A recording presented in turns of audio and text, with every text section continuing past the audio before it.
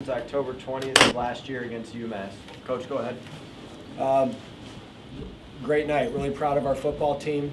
We had a great week of practice. We really prepped well, and I thought the guys came out ready to play from the get-go. And so it's 2 weeks in a row we got off to a good start, but it was a really good feeling the last 48 hours. It was just the meetings, guys were locked in, the walkthroughs, and we carried it to the field. So again, I'm really proud of our football team. This was a big win, and we'll enjoy it for 24 hours, move forward, and go from there. Will you talk a little bit about landing punches so early? I mean, with big plays, big gashes. Yeah, I mean, Ohio's a team that likes to outnumber the run. They get their safeties very involved in the run game. And we went into the game telling the O-line and telling the perimeter players that we're going to have some opportunities in play action to make plays, and we better hold up in protection. If we get our shots, we better hit them. And the first play of the game we hit it. The third play of the game we hit it. And then we got then they backed out a little bit, and we were able to get the running game going. And now and then Travis will make a person miss, which helps. And just now and then, right?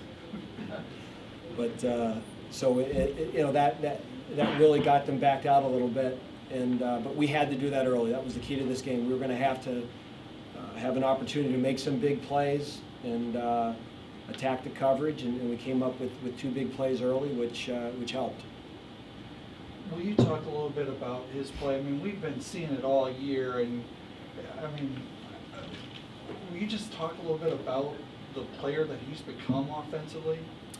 Yeah, I mean, I give him a lot of credit because his first year he redshirted. His second year he kind of got buried a little bit, at the receiver depth. And what happened is most years I'm very involved with our offensive scout team. So he was actually down running scout last year, and when Anton left, I said, guys, this guy loves football, because a lot of guys, when they go down and run scout their second year, it's a woe is me attitude, and I shouldn't be doing this, and I'm above this. And Travis loves football.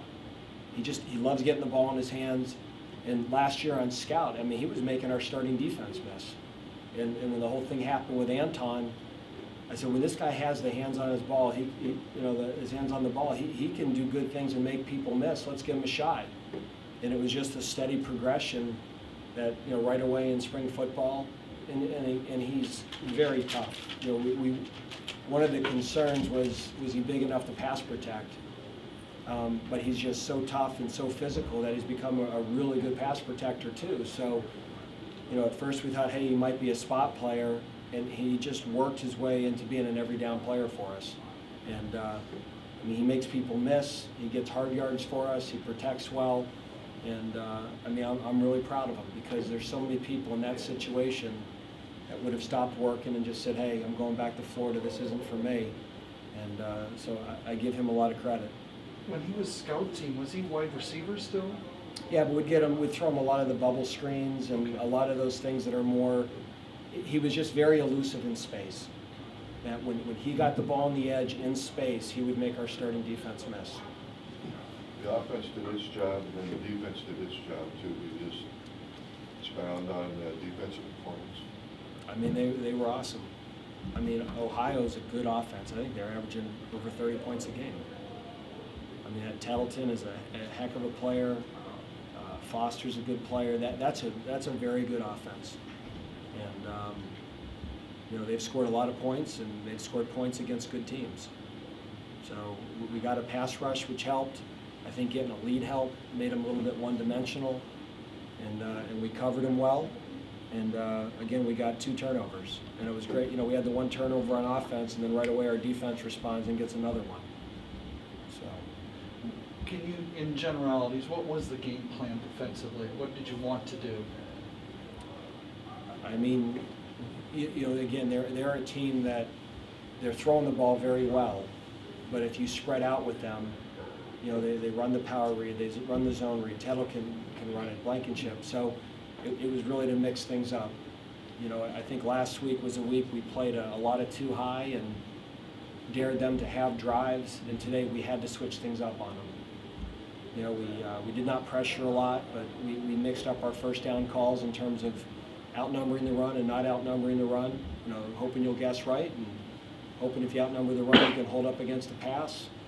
And if you play too high and spread out with them, hope you can defend the run with a light box. And we did both very well.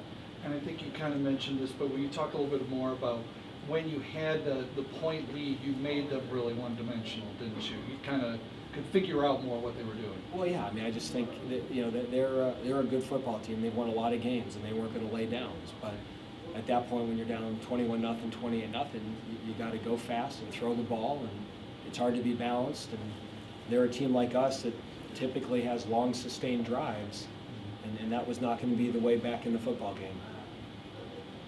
And I'm really proud of our second defense too, because we've had 2 or 3 games this year that we've thrown a shutout for 3 quarters, and then our second defense has let up a score.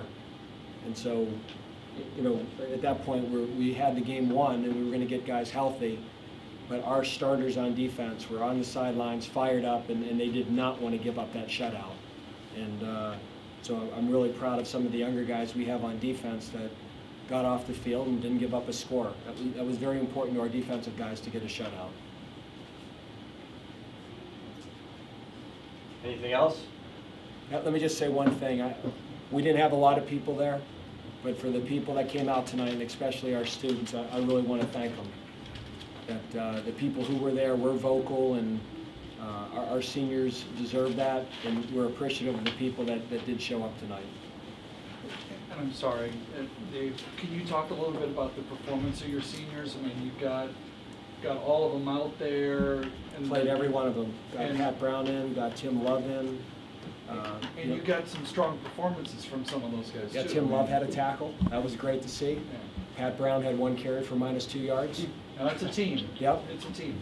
So he won't. Can we he get that actually- switched or no? If I knew that, I'd have let him sneak it.